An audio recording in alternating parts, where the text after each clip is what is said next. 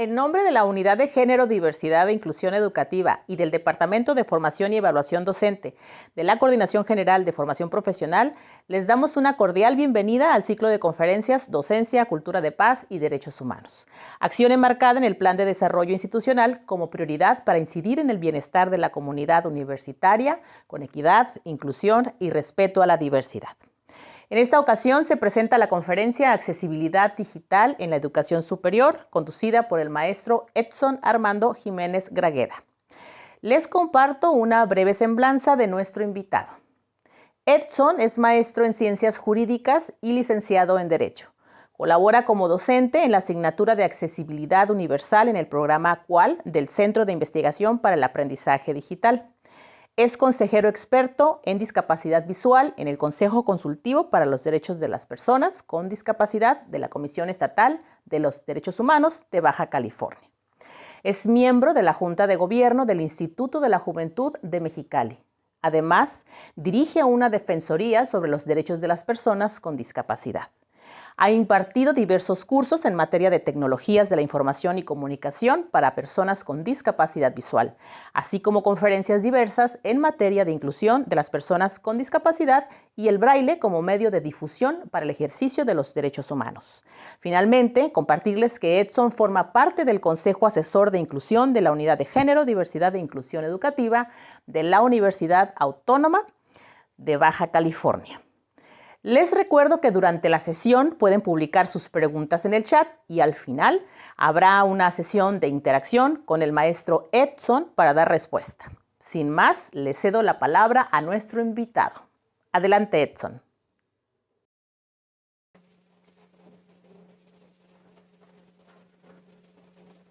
Buenos días. Quiero iniciar dándole las gracias a la Unidad General de Inclusión y Diversidad, al Departamento de Formación y Evaluación Docente, así como a la Comisión General a la Coordinación, General de Formación Profesional, por hacerme la invitación para hablar de este tema tan importante, ¿no?, como lo es la accesibilidad digital en la educación superior. Este tema sin duda es muy relevante tanto para la universidad como para el plantel estudiantil con discapacidad, ¿no? Vamos a hablar un poco sobre lo que es la accesibilidad digital en sí, como la discapacidad, las tecnologías de asistencia, el diseño universal en el diseño de los contenidos dirigidos al alumno con discapacidad. Voy a apoyarme un poco con la presentación. Si bien yo utilizo un software lector de pantalla, voy a tratar de ir reproduciendo las diapositivas para darle seguimiento a la charla, ¿no? Iniciamos con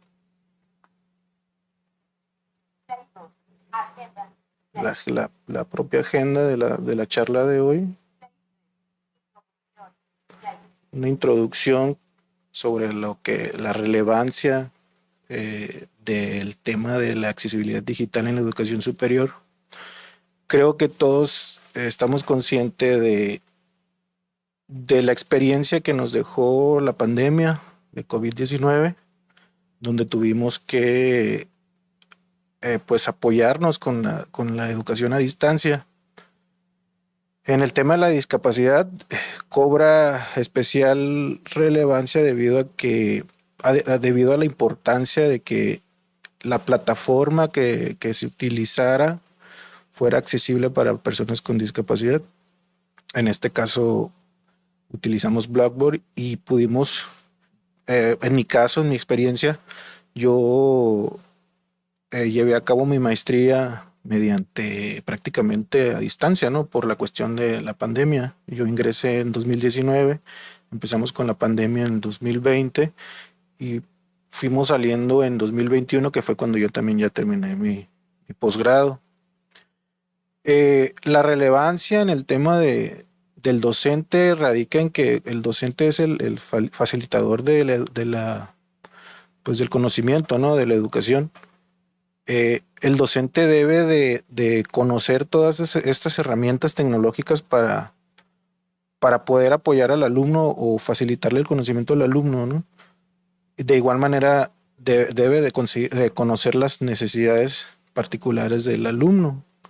Algunos alumnos aprenden más leyendo, escuchando, y hay alumnos que aprenden mediante contenido audiovisual. En el tema de las personas con discapacidad es importante porque, por ejemplo, en mi caso, yo estudio con software lector de pantalla o con clases previamente grabadas, clases grabadas, ¿no? De ahí radica la importancia de la accesibilidad digital y de conocer las plataformas accesibles, ¿no? Vamos a pasar a la diapositiva 2.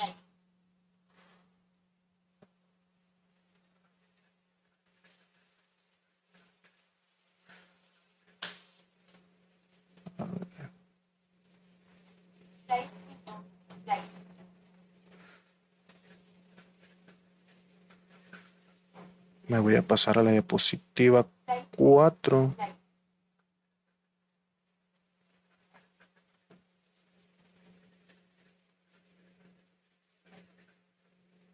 Bueno,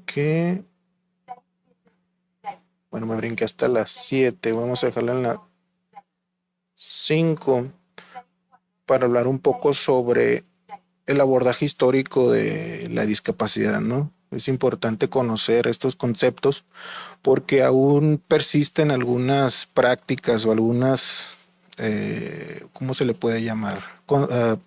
Prácticas o desconocimiento, ¿no? De la discapacidad. Si no me equivoco, aquí tenemos una tabla con el abordaje histórico. Es esta, ¿verdad? El abordaje histórico de la discapacidad en todos en todos los marcos conceptuales donde se inicia un trabajo con la discapacidad, se va a hablar sobre la etapa de prescindencia que se le llama, ¿no? De la Edad Media, más o menos por ahí, donde se consideraba que la persona con discapacidad o su discapacidad era consecuencia de un castigo divino, ¿no? Más que nada era un tema pues religioso, ¿no? Todavía se acerca la gente y te pregunta si ya te acercaste a Dios o si has orado, que Dios te va a curar, ¿no? Son creencias meramente religiosas, ¿no? De ahí pasamos a la etapa de médico rehabilitador, se le llama, donde ya la discapacidad no tanto pues se considera una cuestión religiosa, ¿no? Sino una cuestión médica, donde en la medida en la que tú te rehabilitaras, iba a ser en la medida en la que tú ibas a serle útil a la sociedad. En esta etapa se da mucho es internar a las personas con discapacidad intelectual o discapacidad mental. De hecho, ahorita se está trabajando todavía para desinstitucionalizarlos, pues, sacarlos de una institución psiquiátrica, ¿no? Porque se le considera como una enfermedad en lugar de una discapacidad. Una discapacidad no es una enfermedad, es una condición física. De hecho, el concepto de discapacidad, que ya lo veremos acá en la etapa 3, donde viene el modelo social y de derechos humanos de las personas con discapacidad, aquí ya se le da un trato más social, donde se identifican que las barreras son de origen social y es una convergencia entre la deficiencia física de la persona o la diversidad funcional, si lo vemos desde otro enfoque, desde la diversidad funcional de la persona, donde esta persona con alguna limitación física, intelectual o sensorial interactúa con una barrera que la misma sociedad ha impuesto por no diseñar tomando en cuenta las necesidades de todas las personas, ¿no? En este modelo se le da un trato ya más de derechos humanos, porque las personas con discapacidad somos titulares de derechos, ¿no? Y como tal se nos tienen que respetar. El derecho al acceso a la educación, el derecho al acceso a la información, el derecho a las tecnologías. Todos esos son derechos fundamentales para que la persona pueda realizarse como cualquier otra persona, ¿no? No es algo de que, ay, no puede, pues, ¿cómo la vamos a hacer si no mira? Sino, en lugar de, sabes que diseña la currícula, diseñala tomando en cuenta las necesidades de las personas con discapacidad visual, intelectual, sensorial, porque si les acercas tú, si les diseñas un producto, fundamentándose en las fortalezas de las personas o de la persona con diversidad funcional, eh, lo va a poder realizar como cualquier otra persona. Eso es en cuanto al tema social, ¿no? Ya actualmente en la legislación se ha estado hablando de este tema y se refleja en resoluciones de la Suprema Corte de Justicia, en políticas públicas. Creo que vamos por buen camino, ¿no? Voy a pasar a la siguiente diapositiva, que tiene que ver con el diseño universal. El diseño universal y sus principios, ¿no? Tolerancia al error. Ok, creo que es la diapositiva de tecnologías de asistencia. Perdón, me adelanté o me equivoqué de diapositiva. Las tecnologías de asistencia para las personas con discapacidad, pues son varias, ¿no?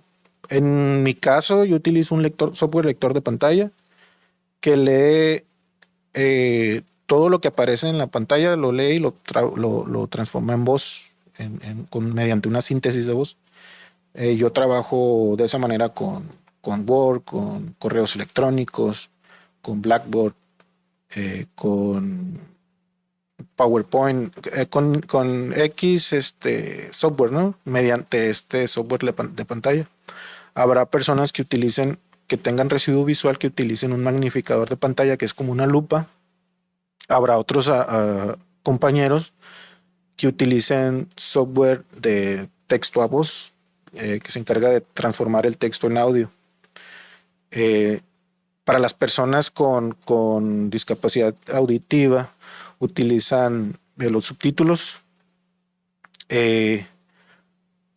Nosotros, para el contenido audiovisual, necesitamos que el contenido sea se le llama audiodescripción, que va describiendo el contenido del video, ¿no? Vamos a pasar a la siguiente diapositiva.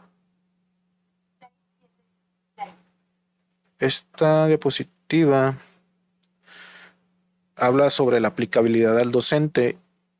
El docente, como facilitador del conocimiento, debe de desarrollar ciertas prácticas para la elaboración de su contenido, ya sea digital, pues en este caso digital, ¿no? Como los PDF. Los PDF deben de tener, bueno, estoy en una diapositiva de las páginas web y Word, perdón, me adelanté. En las páginas web, todo el contenido debe estar correctamente etiquetado, tanto los botones como los enlaces, y las imágenes que se muestren en la página web deben de tener texto descriptivo. Este texto no se mira, el usuario sin discapacidad visual no lo va a mirar como tal, pero la persona con discapacidad visual, al momento de recorrer la página con su lector de pantalla, el lector de pantalla le va a mencionar de qué se trata esa imagen, ¿no? Voy a platicar sobre una experiencia que tuve ahora en unas páginas del Seguro Social, donde quise generar unas actas, ¿no? Es un X trámite, quise llevarlo a cabo, pero si bien la página tiene una plantilla para accesibilidad, esta plantilla no es útil, porque a final de cuentas la página, para terminar el trámite, me pide que resuelva un captcha visual. Y ahí es donde yo me detengo, y no hay manera de que tú puedas avanzar sin resolver ese captcha. tienes que solicitarle ayuda a algún familiar o algún conocido para que te resuelva ese captcha. Eh, Algo que se me pasó con mencionar es que es muy importante al momento de diseñar los productos, eh, además de hacerlos accesibles, debes de pensar en la autonomía de las personas, ¿no? De las personas con discapacidad. Lo más que la persona pueda ser independiente y no solicitar apoyo de otras personas, es la importancia, ¿no? De la accesibilidad digital. Eh, Trabajar bajo el principio de autonomía de la persona con discapacidad. En este caso, pues no pude llevar a cabo el trámite en el IMSS y pues tuve que solicitar ayuda o de plano hacerlo mediante otras vías, ¿no? Muchas veces pudiendo hacer el trámite en línea, tienes que dirigirte hacia el lugar y solicitar la cita mediante ventanilla, ¿no?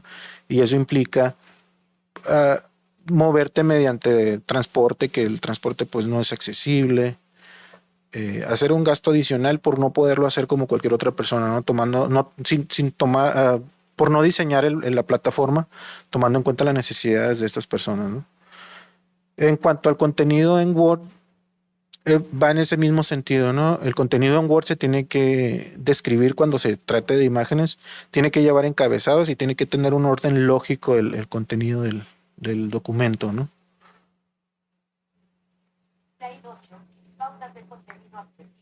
Hablamos igual de los documentos en PDF. Estos documentos deben de tener sus imágenes correctamente etiquetadas, deben de tener encabezados, viñetas, debe estar ordenado lógicamente y además debe ser, el contenido debe ser con texto editable. Actualmente existe la práctica de imprimir, redactar el documento, imprimirlo, firmarlo y escanearlo, pero en imagen. Y al momento de subirlo en imagen, cuando uno quiere leer el documento, resulta que no es una foto, en PDF y el lector de pantalla no lo lee.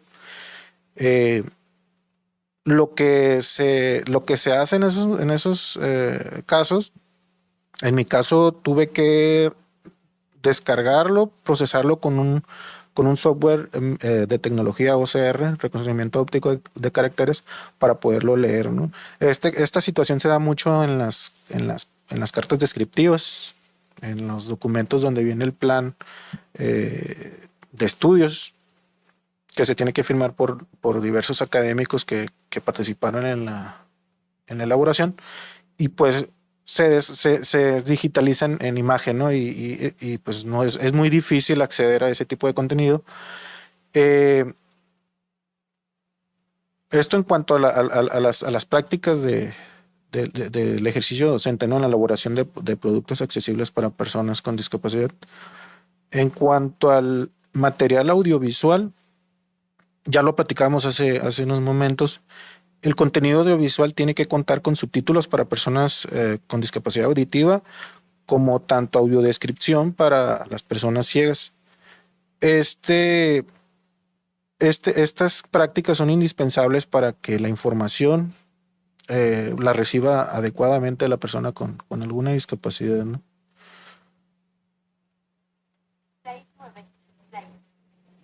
En la segunda diapositiva, que es la 9, es sobre... Permíteme un momentito para leerlo.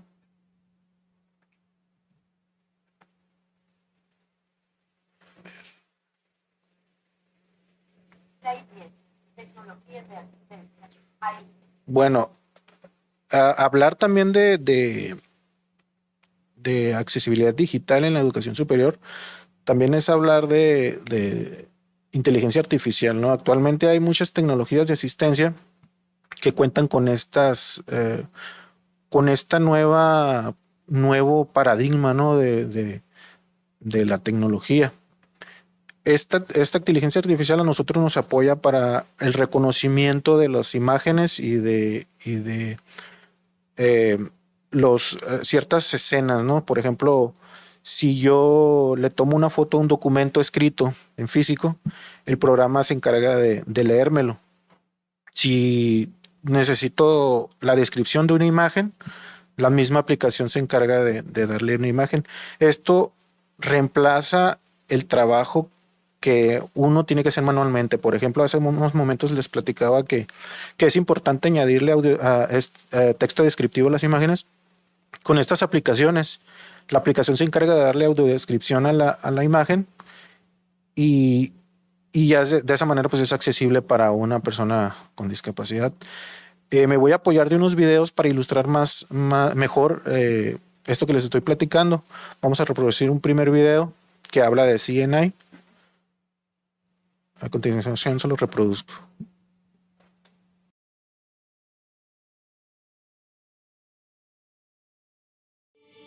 Microsoft acaba de lanzar en español la app Seeing AI. Esta aplicación ayuda a personas con discapacidad visual como Cristian a ver lo que sus ojos no pueden. Probablemente sea una torre de un edificio. Seeing AI es una herramienta inclusiva capaz de distinguir alimentos y bebidas. Lee el código de barras e identifica lo que Cristian desea tomar. Refresco Coca-Cola Light Lata. También lee pantallas a las que personas con ceguera no tienen acceso. Por ejemplo, ayuda a programar este termostato. 24 grados. En el trabajo, Seeing AI escanea documentos para que Cristian pueda leerlos y enviárselos a Sandra. Estoy trabajando en Microsoft y he contribuido al desarrollo de esta aplicación tan útil para personas con sordocieguera como yo. Tecnología y accesibilidad son un aliado para eliminar barreras y hacer la vida más fácil a personas con discapacidad. Una notificación. Probablemente sea Julio Iglesias con un traje de color negro con letras blancas. Texto. Va a triunfar. Ilusabe. Otra de las ventajas de Seeing AI es que convierte en accesible el menú de un restaurante. Procesando principales. Buffet de ensaladas. Salchichas de Frankfurt. El desarrollo en español de Seeing AI ha sido posible gracias a la colaboración entre Microsoft y el Grupo Social 11. La verdad es que es un avance estupendo en accesibilidad para que las personas con ceguera y deficiencia visual puedan leer textos impresos. En Microsoft estamos encantados de habernos unido a Grupo Social 11 en iniciativas de este tipo para ayudar a muchas personas como Cristian a mejorar su vida.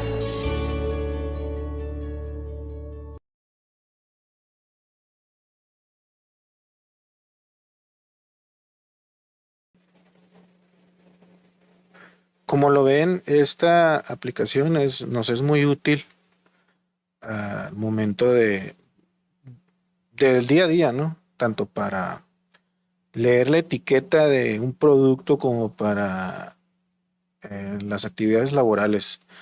En mi caso, yo lo utilicé para para la lectura de los documentos impresos. Si no era accesible, si bien no tenía a la mano alguien que me leyera el documento con esa aplicación, podía digitalizarlo inmediatamente, ¿no? Otra aplicación que también nos ha facilitado mucho la accesibilidad digital. Es una aplicación que se llama Be My Eye, sé mis ojos. Esta aplicación es una aplicación colaborativa mediante voluntarios alrededor del mundo que se encargan mediante una sesión apoyarte con la lectura de algún documento o de alguna situación al momento de estar esperando el transporte. Te ayudan a identificar qué tipo de autobús es, qué tipo de boleto. Además, ya actualmente tiene una función de inteligencia artificial donde tú le muestras el menú que está en imagen de algún restaurante y tú mediante diálogo le preguntas si existe alguna opción vegetariana, si incluso los precios de los productos. En el caso en la cuestión de la educación superior, nos ha sido muy útil para lo mismo, leer el plan de estudios, leerlo y tú le preguntas qué temas, cuál es la bibliografía, si te puede ordenar el contenido en tablas. Ha sido indispensable al momento en el desarrollo, ¿no? de nuestras actividades académicas. Me hubiera gustado mostrarles de qué manera yo manejo esa aplicación, pero por cuestiones técnicas no me fue posible. Me voy a apoyar de otro video para ilustrar un poco mejor lo que les platiqué.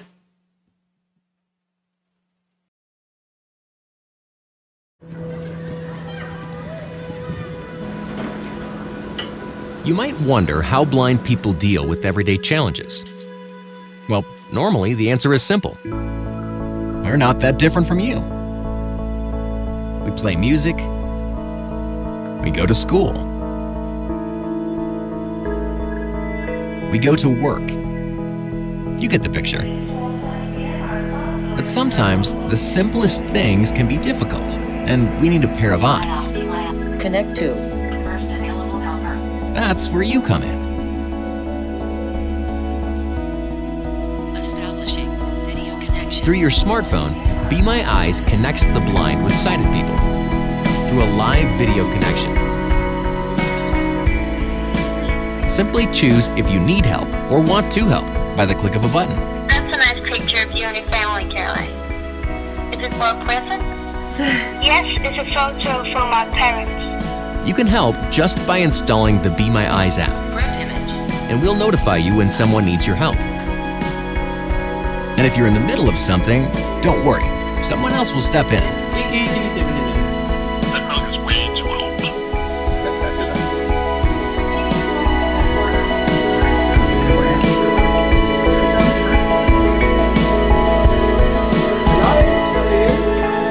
So, would you care to be my eyes?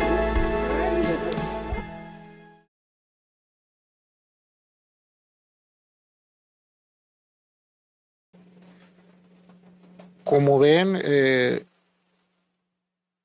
una tecnología indispensable para nosotros, ¿no? Es muy importante contar con esas herramientas para la elaboración o para las actividades diarias de una persona, ¿no?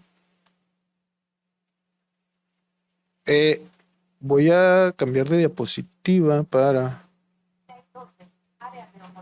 hablar sobre las áreas de oportunidad, cómo y en dónde empezar. Es importante involucrar los conceptos de accesibilidad, de acciones afirmativas, ajustes razonables y lineamientos de nivelación.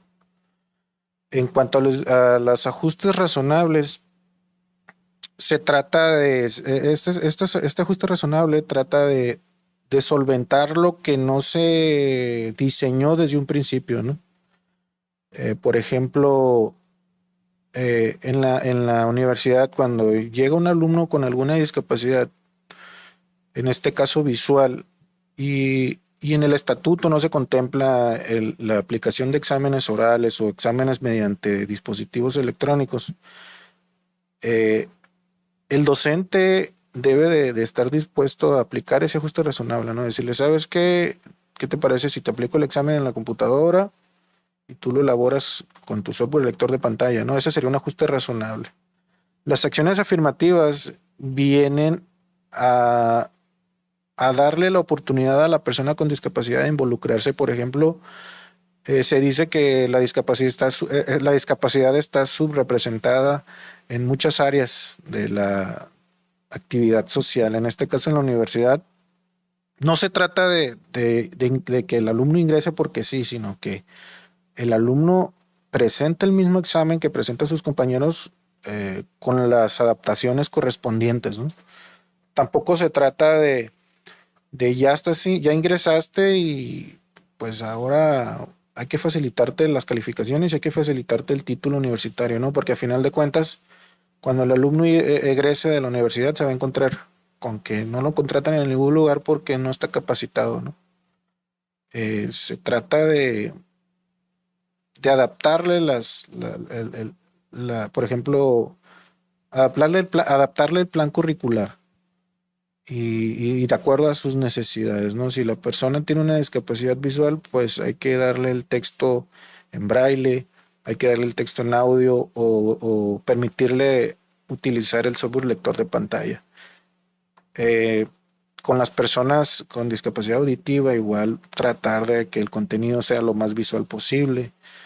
Lo mismo para las personas con discapacidad intelectual. No se trata nomás de la inclusión, no es esa, pues, y tampoco no es una acción afirmativa adecuada el ingresarlo, y nomás porque ingresaste, pues hay que buscar la manera de darte tu calificación, ¿no? Sin que previamente pases por todas las evaluaciones que los demás compañeros pasaron, ¿no? Eso es en cuanto a las acciones afirmativas y los ajustes razonables y los lineamientos de nivelación se le llaman. Voy a pasar a la diapositiva siguiente, que es, no alcanzo a escuchar el título. Ok, me brinqué las tablas. Bueno, aquí ya llegamos a las recomendaciones generales.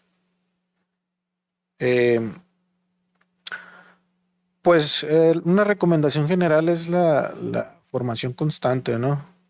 De la plantilla docente. Es importante que se les dé oportunidad a las personas con discapacidad de involucrarse activamente en las actividades de la universidad, tanto académicas, laborales, estudiantiles, porque nadie más que las personas con discapacidad conocen sus necesidades, ¿no?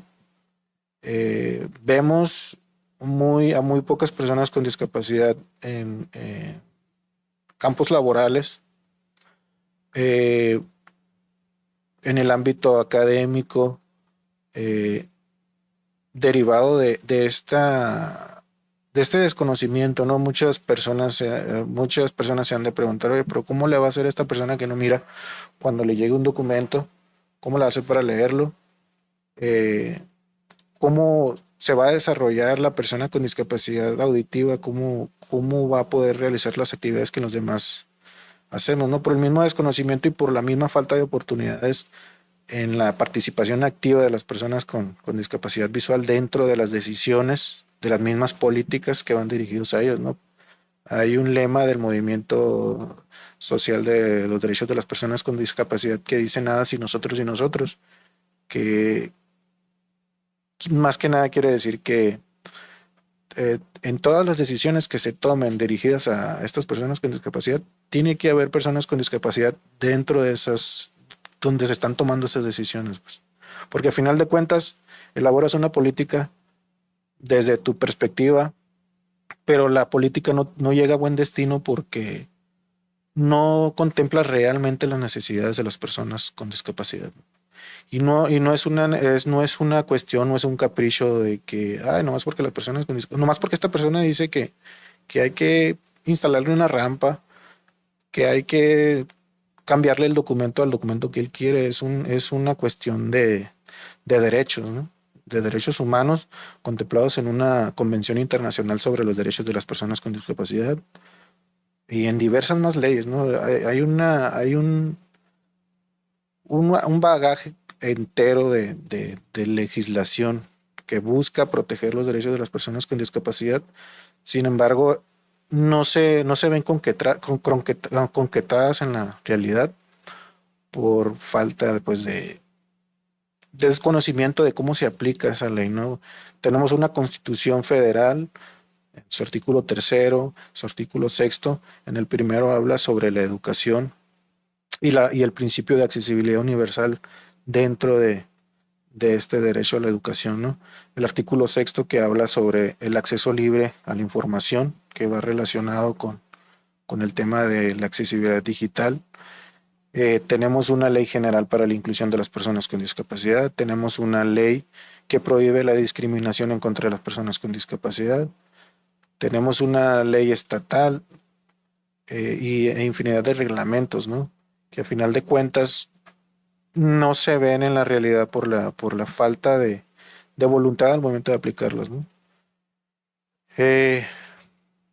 Creo que la otra recomendación es la comunicación estrecha con el alumno, ¿no?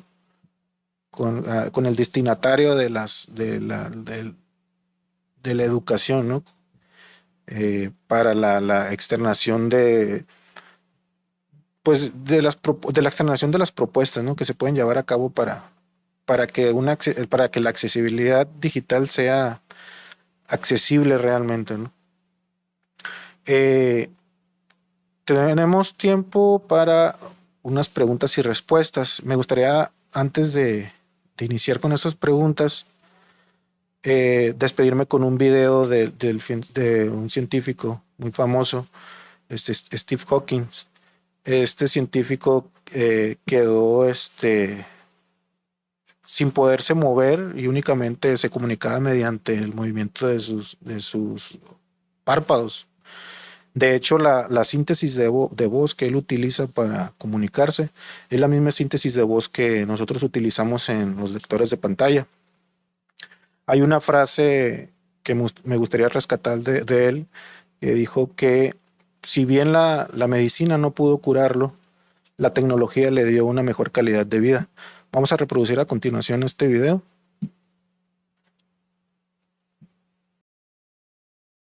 Me encantaría que llegara un momento en el que no tuviéramos que pensar en los discapacitados como en otra categoría.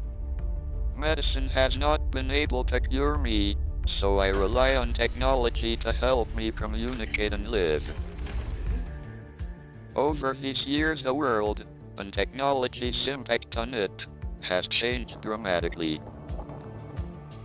Technology has changed the way we all live our lives, from communication to genetic research, access to information, and much, much more.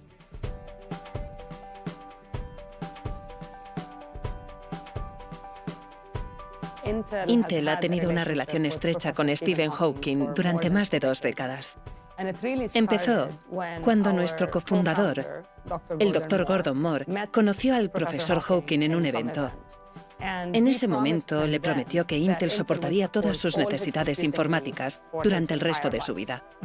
Debido a esta relación, hace unos 4 años, el profesor Hawking se puso en contacto con el Dr. Moore otra vez y le preguntó si había algo que Intel pudiera hacer, no solo en términos de crear una nueva máquina, sino también para cambiar por completo la forma que tenía para comunicarse. Quería algo que se pareciera y se sintiera como lo que ya tenía. Hawking utilizaba un sistema muy antiguo, así que había mucho trabajo que hacer. Podríamos decir que es un sistema que funciona en 3 partes. La primera parte es el sensor, que mide algún movimiento que realiza el profesor Hawking. Específicamente en este caso, tiene un sensor de proximidad que está en sus gafas y permite que cada vez que mueve el pómulo, el sensor de proximidad se activa y la señal se envía a una plataforma de software que funciona en su ordenador Windows. La segunda pieza es la plataforma de software. Lo que hace este sistema es actuar como un conducto entre el sensor y Windows. Así que tiene un teclado virtual y una simulación de ratón que le permite escribir con el teclado en una interfaz temporizado. Puede visualizar un cursor que va por cada letra y cuando llega a la letra deseada, él puede mover su pómulo y activar la letra. Esta se escribe y hay un predictor de palabras, así que cuando pone el suficiente número de letras, aparece la palabra directamente. Él ve que aparece la palabra en el predictor de palabras y puede seleccionarla una vez más con el interfaz de tiempo. Y una vez lo ha escrito todo, puede activar el sistema de lenguaje sintetizado. Y esta es la tercera parte del sistema. Este sistema es muy interesante porque es una voz robótica que Stephen ha acabado por identificar como su propia voz.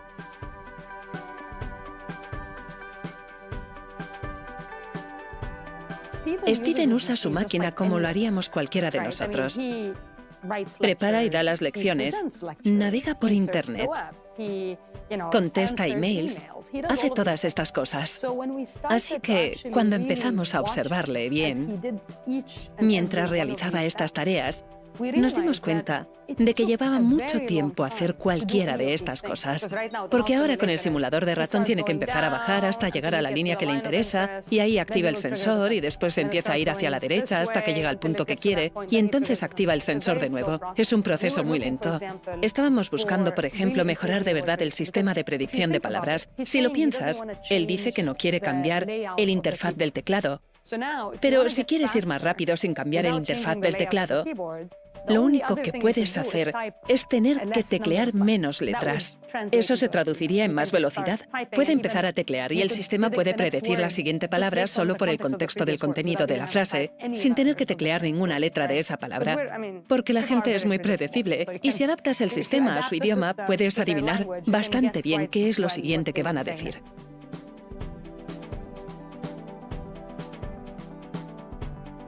Él daba mucho feedback, incluso cosas como los menús. ¿Qué ítems del menú tenían que ser acelerados dentro de los menús? Para todo ese tipo de cosas nos daba feedback. Por supuesto, cada vez que lo usaba encontraba un error, así que también estaba en el proceso de validación. Lo que decidimos hacer fue básicamente construir una especie de plataforma abierta que nos permite integrar nuevos tipos de innovación. Y esto eventualmente tendrá la ventaja de permitir que otros usuarios lo utilicen. Por ejemplo, uno de los pacientes con los que trabajamos podía mover su dedo. No podía presionar el botón porque no tenía suficiente fuerza, pero podía moverlo levemente.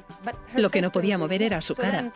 Así que en un periodo de 2 semanas fuimos capaces de construir un anillo basado en un acelerómetro que puede detectar el movimiento y ser integrado al mismo software ACAD que ya tenemos. Creamos toda la documentación necesaria para que la gente lo descargara, se descargara el sensor y lo probara. Y fue increíble. Mucha gente me escribió diciéndome que podían activarlo desde una cámara y utilizar el sistema tal y como era. Cualquier persona que esté construyendo una tecnología relevante, ya sea un predictor de palabras, un sensor o lo que sea, puede lanzar su innovación en el mercado muy rápidamente, ¿verdad? Todo lo que tienen que hacer es integrar esa parte, integrarla en el sistema, y entonces obtienen la habilidad de impactar a mucha gente.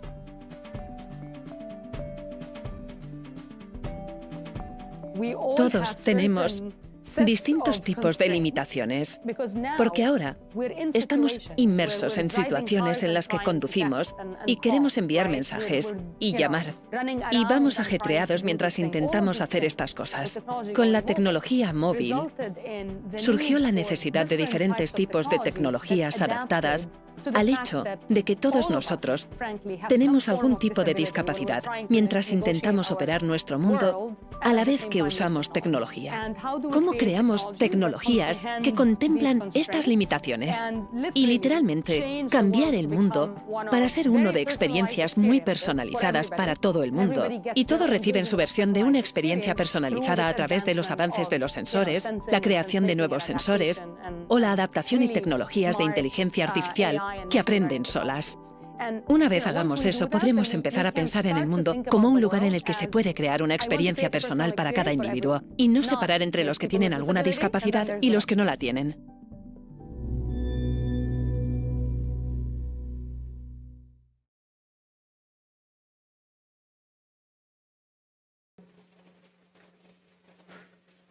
Bueno, para pasar a la etapa de preguntas y respuestas, me gustaría despedirme agradeciendo la oportunidad de charlar sobre este tema, ¿no?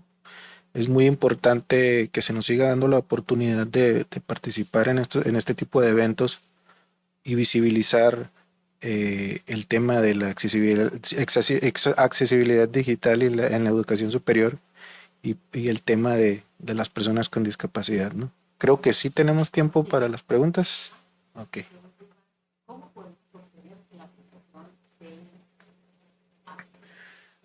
Para obtener la aplicación CINI se puede descargar desde cualquier dispositivo, ya sea Android o iOS, en el caso de Apple. Es algo importante comentar que no es necesario tener un dispositivo especial, ¿no? La intención es de que cualquier producto sea utilizable por todas las personas independientemente de sus necesidades, ¿no?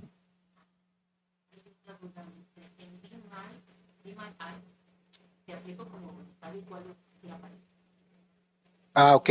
Para registrarse es cuestión de descargar la aplicación, igual en cualquier dispositivo Android o iOS, y te va a preguntar la aplicación si quieres participar como voluntario o ingresar como persona con discapacidad visual.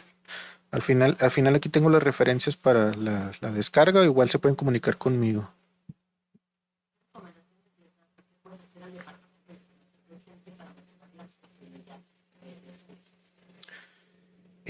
Una de las recomendaciones principales es de que los contenidos se elaboren bajo estos criterios de accesibilidad, ¿no? Es todo un tema, las características de los PDF, de los Word y de los contenidos audiovisuales, pero el llevarlos a cabo son ajustes o características muy sencillas, pero para una persona con discapacidad es la diferencia entre recibir la educación o no recibirla, ¿no? Que el PDF sea que sea con texto seleccionable, el que el audio y el video sean con audiodescripción, en el caso de los videos, que estos sean con audiodescripción, y pues la persona con discapacidad visual va a poder percibir todo el contenido, ¿no? del video.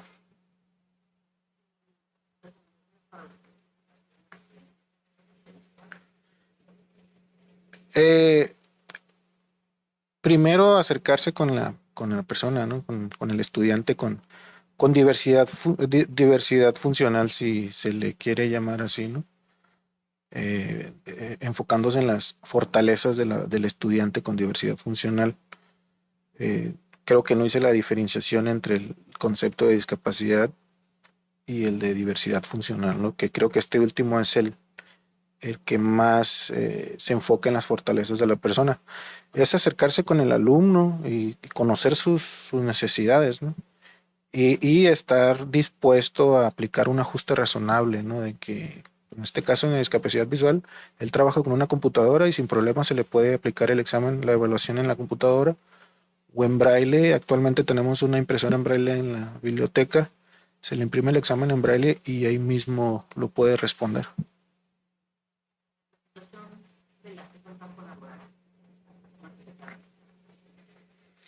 Es un tema aún muy complicado por esta idiosincrasia, ¿no? O el tema de que, ¿cómo le va a ser una persona que no mira? Pues, ¿y cómo va a trabajar? Y ya no estamos en los tiempos de antes donde necesariamente la persona con discapacidad visual se tendría que apoyar con braille. Actualmente ya no es de esa manera, sino que, como nos dimos cuenta, una persona con discapacidad visual tiene acceso a la información en un documento impreso como cualquier otra persona. Únicamente utiliza una tecnología de apoyo que es el lector de pantalla y una cámara de un celular, ¿no? Si hablamos del techo de cristal en el caso de las mujeres, ¿no? En el caso de las personas con discapacidad estamos hablando de un muro de ladrillo, ¿no? Que no permite acceder al campo laboral como cualquier otra persona. Muchas gracias por la invitación y quedo a su disposición en caso de ocupar más información, y pues igual abierto a estas invitaciones, ¿no?